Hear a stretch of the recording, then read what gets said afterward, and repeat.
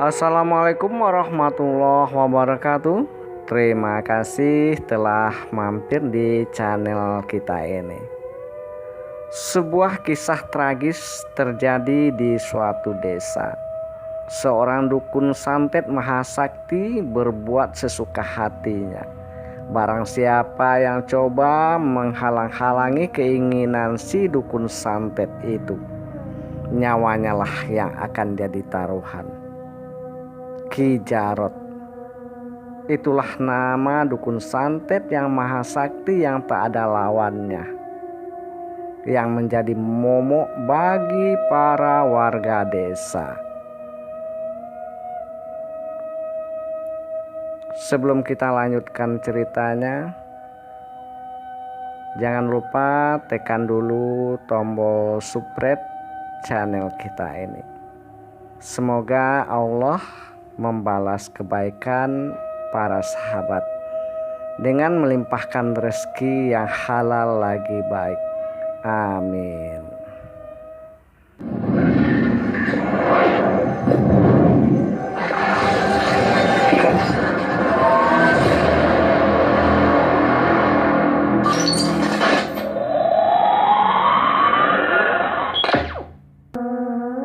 Sudiro sudah merasa jenuh hidup berpetualang di kota besar, dari terminal satu ke terminal yang lain.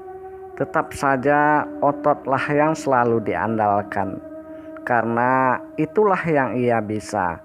Berkat didikan mendiang ayahnya, Sudiro menguasai sedikit ilmu bela diri yang membuat dia mampu bertahan hidup hingga 10 tahun di kota besar.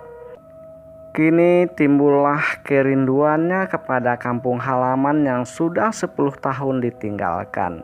Walaupun di sana sudah tidak ada lagi kedua orang tuanya, karena kedua orang tua Sudiro sudah meninggal 11 tahun yang lalu.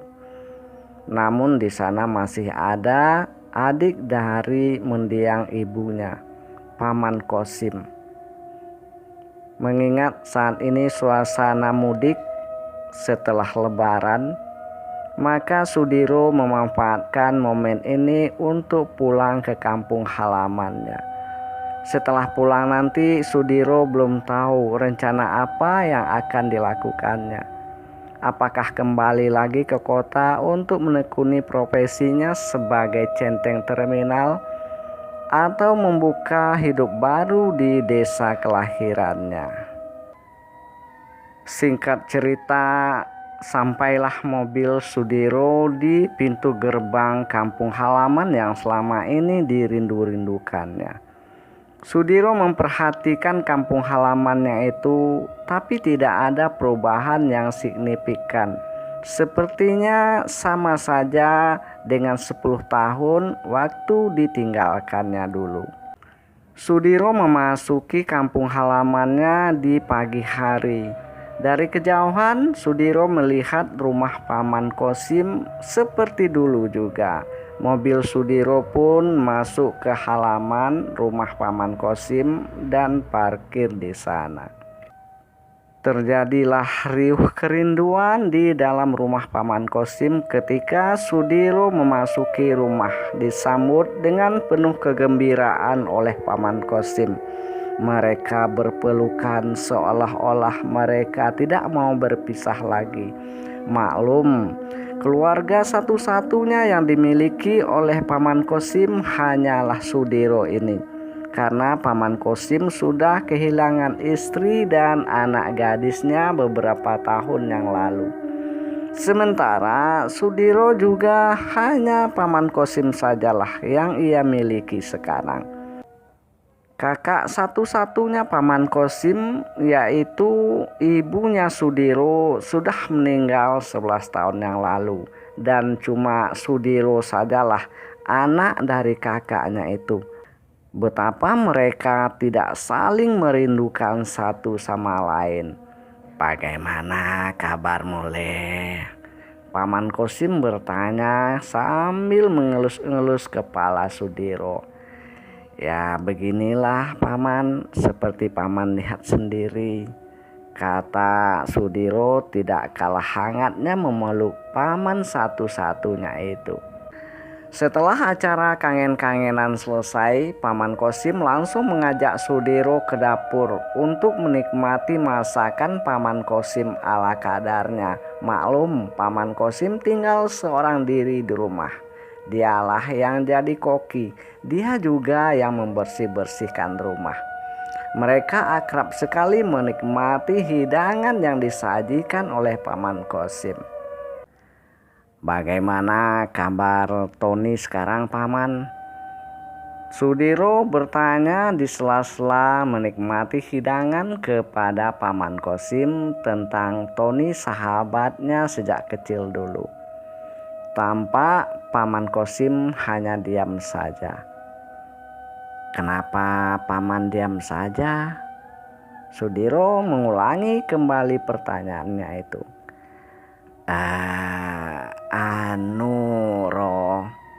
Nasib Joni kurang beruntung. Maksud Paman bagaimana?" Sudiro bertanya lagi, mendesak Paman Kosim. "Tony telah meninggal dunia, Diro." "Hah? Dia kan masih muda, Paman." "Iya." Lalu Paman Kosim menceritakan kronologi kematian Joni, kawan Sudiro itu. Ternyata Joni meninggal akibat disantet oleh Ki Jarot. Masalahnya sepele saja. Joni mengusir kambing milik Ki Jarot yang memakan tanaman milik Tony yang ditanam rapi di depan rumah. Ki Jarot melihat Tony mengusir kambingnya itu, lalu Ki Jarot marah dan mengancam akan menyantet Tony. Benar saja, 2 hari setelah itu muka Tony benjol-benjol bernanah, kemudian perutnya pun buncit. 3 hari Tony langsung menghembuskan napas yang terakhir. Tampak Sudiro panas sekali mendengar cerita tentang kawannya ini. "Bukan cuma Tony kawanmu itu saja, Diro. Mira, kamu masih ingat kan? Kawanmu yang selalu pergi sekolah sama-sama waktu di SD dulu juga sudah meninggal. Juga disantet oleh Ki Jarot. Karena Mira tidak mau dinikahkan dengan putra Ki Jarot, Ambul. 3 hari setelah penolakan yang dilakukan oleh Mira langsung gatal-gatal, tubuhnya bengkak-bengkak, bernanah, bisul-bisul sehingga seluruh tubuh, dan ke-5 harinya Mira langsung menghembuskan napas terakhir." Muka Diro sontak berubah merah mendengar cerita demi cerita yang disampaikan oleh Paman Kosim terhadap kawan-kawannya di masa sekolah di kampung ini dulu. Dan bukan kronologi kematian Tony dan Mira saja yang diceritakan oleh Paman Kosim kepada Sudiro, melainkan berpuluh-puluh kasus diceritakan oleh Paman Kosim kepada Sudiro. Penyebab kematian mereka yaitu disantet Ki Jarot. Sudiro menjadi panas sekali mendengar cerita pamannya ini. Setelah menikmati hidangan yang disajikan oleh Paman Kosim, Sudiro mohon diri untuk beristirahat karena dia merasa tubuhnya lelah sekali. Maklum, dia mengendarai mobil dari kota seorang diri ke kampungnya ini. Karena suasananya masih suasana Idul Fitri, maka setelah terbangun dari tidurnya di malam hari itu, Sudiro mohon diri kepada pamannya untuk berjalan-jalan ke rumah tetangga, silaturahmi. Juga Sudiro mengunjungi beberapa sahabatnya yang masih tersisa. Di sana telinga Sudiro panas mendengar cerita tentang kebrutalan Ki Jarot. Setelah lama berjalan, malam pun telah kian larut. Akhirnya Sudiro singgah di sebuah warung kopi yang masih buka di desa kelahirannya ini. "Wah, kamu tambah ganteng saja, Diro," kata Biita, pemilik warung kopi tempat Diro mangkal saat ini. "Bibi juga masih muda seperti dulu," kata Diro sambil meneguk sedikit kopi yang masih panas yang baru saja dihidangkan oleh Biita. Di sana juga Sudiro bertemu dengan kawan-kawan lamanya. "Makin segar saja kamu, Diro," terdengar sebuah suara menyapa Diro. Buru-buru Diro meletakkan gelasnya di atas meja. Setelah menoleh, ini Kang Somad ya?" Diro coba menebak-nebak. "Hehehe, masa kamu sudah lupa dengan kakangmu ini?" kata orang itu kepada Diro.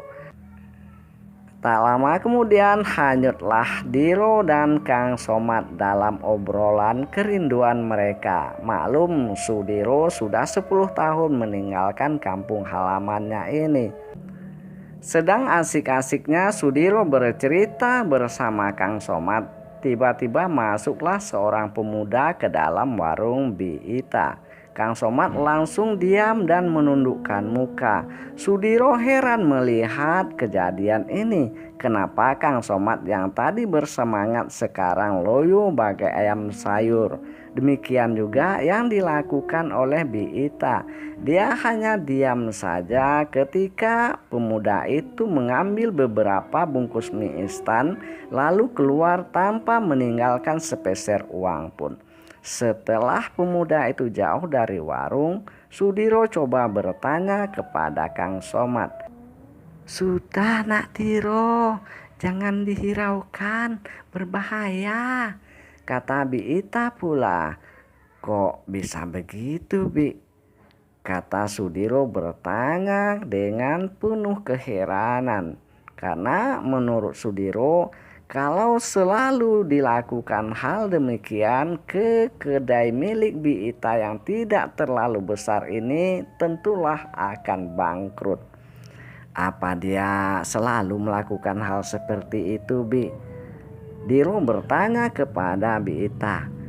"Ya begitulah kira-kira nak Diro," kata Biita agak sedih. "Apa dia yang bernama Abul itu, Bi?" Sudiro bertanya lagi kepada Biita. Biita hanya mengangguk saja. Sebab dari kejauhan Biita melihat Abul datang lagi ke warungnya. Seperti tadi Abul masuk ke dalam warung Biita. Sekarang dia mengambil beberapa bungkus mie instan lagi, lengkap dengan telur, cabai, bawang, dan keperluan-keperluan lain, lalu dimasukkannya ke dalam kantong plastik. Kemudian dia pun keluar meninggalkan warung Biita tanpa sepatah kata pun. Tampak Kang Somad terbatuk-batuk karena dia keselek terlalu semangat menghisap rokok. Namun Abul langsung menghentikan langkah dan menoleh ke arah Kang Somad yang masih terbatuk-batuk. "Apa kamu mau saya laporkan pada bapak saya? Apa kamu mau disantet?" kata Abul mengancam Kang Somad. Maaf, saya keselek ngerokok, Bul. Maaf Mas Abul," kata Ki Somad dengan penuh rasa takut. Tanpa menghiraukan keadaan Ki Somad yang ketakutan, Abul langsung saja meninggalkan warung Biita. Selesai sholat subuh 3 hari kemudian, terdengarlah berita dari masjid yang menyatakan bahwa Kang Somad telah berpulang ke rahmatullah. Diro terkejut. Buru-buru saja dia mengejar pamannya yang masih duduk di atas sajadah di dalam kamarnya. Paman, paman, apakah paman tahu apa yang terjadi dengan Kang Somad? Diro mendesak pamannya yang masih berzikir di atas sajadah. Sudahlah Diro, semua orang juga sudah tahu. Tahu apa paman? Diro mendesak paman Kosim. Ya apalagi kalau tidak disantet Ki Jarot. Bukankah malam itu Somad terbatuk-batuk ketika Abul mengambil beberapa bungkus mie instan di warung Ita. Nah, itu persoalannya. Abul mengadukan hal itu kepada ayahnya Ki Jarot. Ya, itu akibatnya. Somad meninggal dunia disantet. Tubuhnya bengkak-bengkak, bisulan. Kata paman Kosim penuh kesedihan menceritakan nasib malang yang menimpa Somad. Sudiro dan paman Kosim langsung berbenah diri dan berangkat menuju rumah duka. Di sana Sudiro dan paman Kosim sudah menemui banyak sekali warga yang telah menyiapkan segala keperluan prosesi pemakaman Somad. Sudiro kejang mendengar cerita-cerita yang beredar tentang kebrutalan Ki Jarot. Sudiro panas sekali mendengar cerita-cerita yang beredar di sana. Tapi tiba-tiba di lokasi rumah Somad, suasana menjadi hening. Tidak ada seorang pun yang berani membuka mulut. Karena dari kejauhan nampak Ki Jarot dan Abul datang pula melayat ke rumah duka. Diam-diam Sudiro meninggalkan rumah duka. Dengan mengendap-endap, Sudiro kembali ke rumah paman Kosim. Setiba di dalam rumah, Diro termenung memikirkan apa yang harus dilakukannya untuk menolong orang-orang kampungnya ini yang selalu terancam oleh santet Ki Jarot. Akhirnya Sudiro keluar melalui pintu belakang rumah paman Kosim. Dia berjalan mengendap-endap menuju belakang rumah Ki Jarot. Kebetulan saat itu rumah Ki Jarot kosong karena Ki Jarot bersama putranya Abul sedang melayat ke rumah duka. Setiba di belakang rumah Ki Jarot, Diro berpikir sejenak. Lalu dia menarik 2 ekor kerbau gemuk yang tertambat di belakang rumah Ki Jarot. Dia membawa kedua kerbau itu memasuki jalan setapak yang berada di belakang rumah Ki Jarot menuju ke dalam hutan. Setibanya di dalam hutan, kedua kerbau tersebut disembunyikan oleh Sudiro di suatu tempat yang sekiranya tidak akan terlihat oleh orang-orang yang masuk ke dalam hutan. Setelah menyembunyikan kerbau gemuk milik Ki Jarot di dalam hutan, Sudiro kembali keluar dan mempersiapkan beberapa alat-alat yang diperlukannya. Entah apalah yang sekarang sedang direncanakan oleh Sudiro. Tak lama kemudian, Sudiro sudah masuk lagi ke dalam hutan dengan mengendap-endap sambil membawa sebuah goni yang dipenuhi oleh barang-barang. Sudiro masuk kembali ke dalam hutan melalui jalan setapak. Terdengarlah jeritan histeris dari belakang rumah Ki Jarot. Ternyata Ki Jarot menjerit histeris. Maki-makiannya pun tak tanggung-tanggung. Akan membunuh, menyantet orang yang coba-coba mencuri 2 ekor kerbau miliknya. Lalu Ki Jarot masuk ke dalam kamar prakteknya. Lapor kepada jin mungkin. Hehehe. Tak lama kemudian tampak Ki Jarot keluar dari rumahnya melalui pintu belakang. Sejenak dia berdiri memandang ke arah hutan dengan pandangan penuh amarah. Lalu dia berjalan selangkah demi selangkah mengikuti jalan setapak hingga masuk ke dalam hutan. Ki Jarot terus saja menelusuri jalan setapak dengan memejamkan mata. Mungkin dia dituntun oleh jin-jinnya. Tetapi baru saja memasuki hutan sekitar 10 meter, Ki Jarot langsung membuka matanya dan berjalan penuh emosi, penuh kegusaran. Sembrono saja jalannya, ya jalan orang marah. Tiba-tiba saja langkah Ki Jarot terhenti. Emosinya pun tampak sirna ketika dari depan sana tampak api bergulung-gulung menyelusuri jalan setapak. Sementara Ki Jarot masih berdiri di tengah jalan. Tak sempat dia menghindar, api itu langsung membakarnya. Rupanya Sudiro sudah menyiram jalan setapak yang akan dilalui oleh Ki Jarot itu dengan bensin. Bensin disulut ketika Ki Jarot masih berada di tengah-tengahnya. Tak ampun lagi, Ki Jarot sekarang dikerubuti api. Ki Jarot coba berlari menghindari api. Namun tiba-tiba saja sebuah plastik yang berisi bensin muncrat di muka Ki Jarot. Langsung saja bensin itu disambar oleh api. Ki Jarot menjerit-jerit, dia meronta-ronta, tetapi tak ayal Sudiro terus saja melemparnya dengan plastik yang berisi bensin.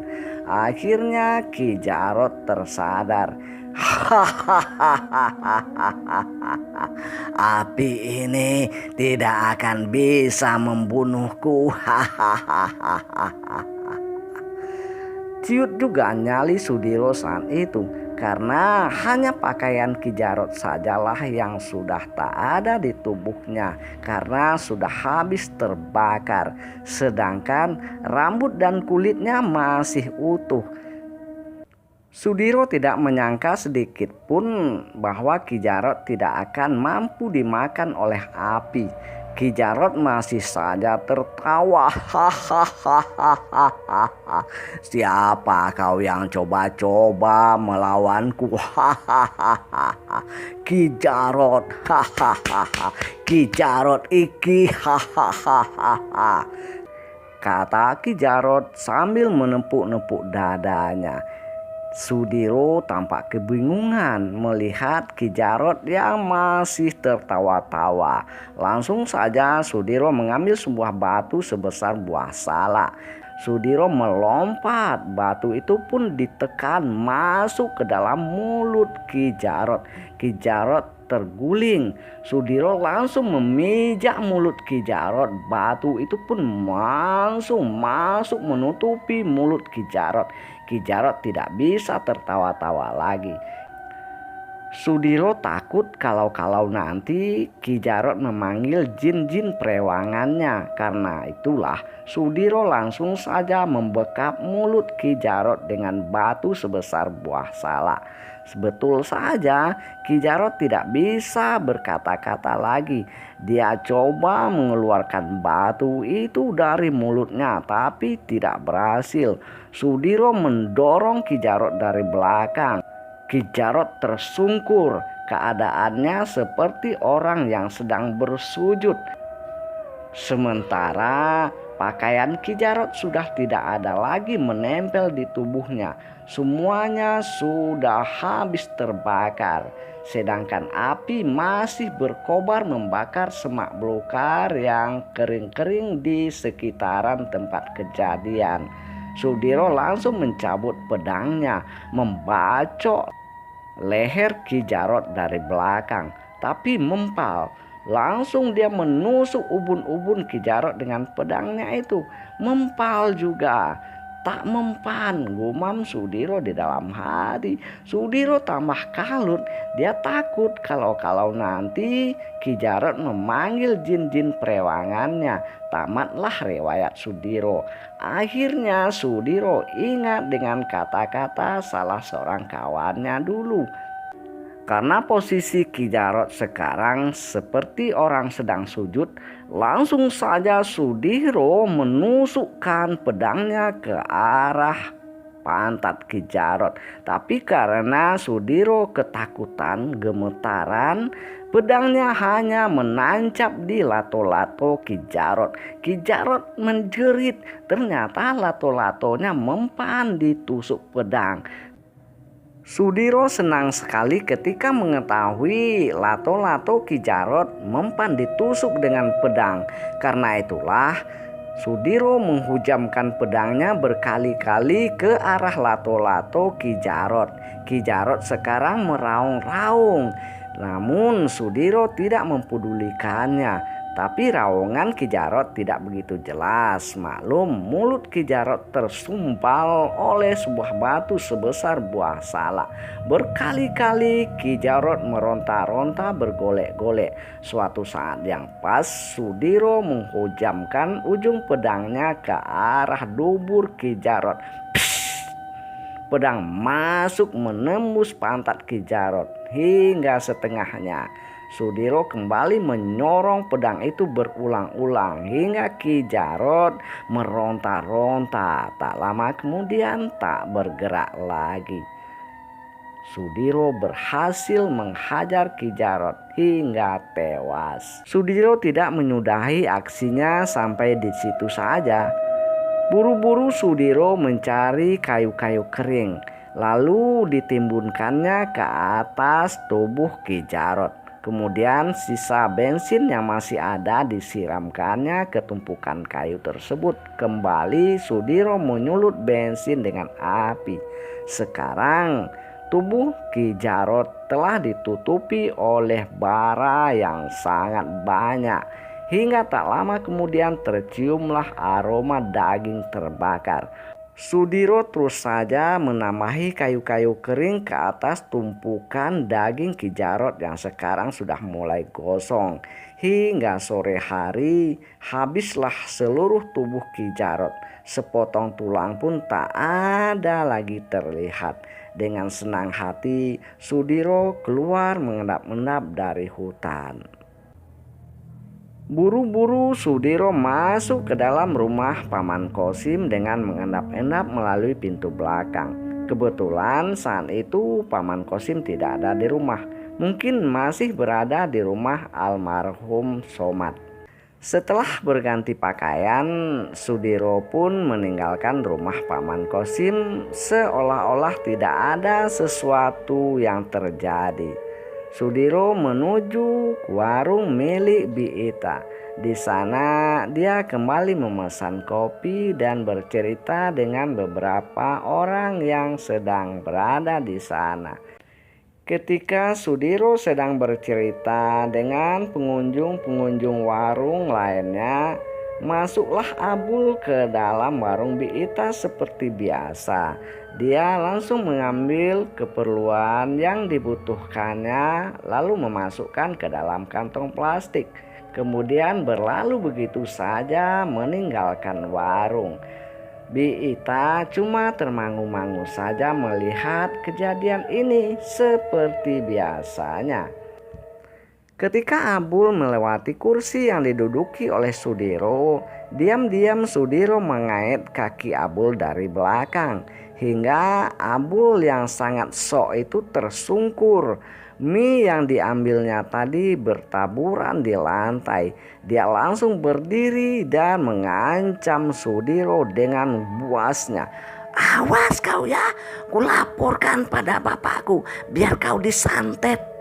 Mendengar itu, Sudiro langsung berdiri dan mendekati Abul. Satu tamparan dihantamkannya ke mulut Abul. Darah pun menyembur. Abul lari menuju rumahnya. Sudiro tertawa terbahak-bahak. Orang-orang yang berada di warung ketakutan melihat apa yang dilakukan oleh Sudiro. "Jangan takut, dia tidak akan sok-sok lagi." "Kenapa bisa begitu, Diro?" Dengan gemetar, Biita bertanya kepada Diro. Diro hanya menjawab dengan tawa. Karena dia yakin Ki Jarot yang sudah menjadi abu itu tidak akan mungkin bisa menyantet dirinya dan orang-orang kampung ini lagi. Tapi untuk menceritakannya dia sungkan.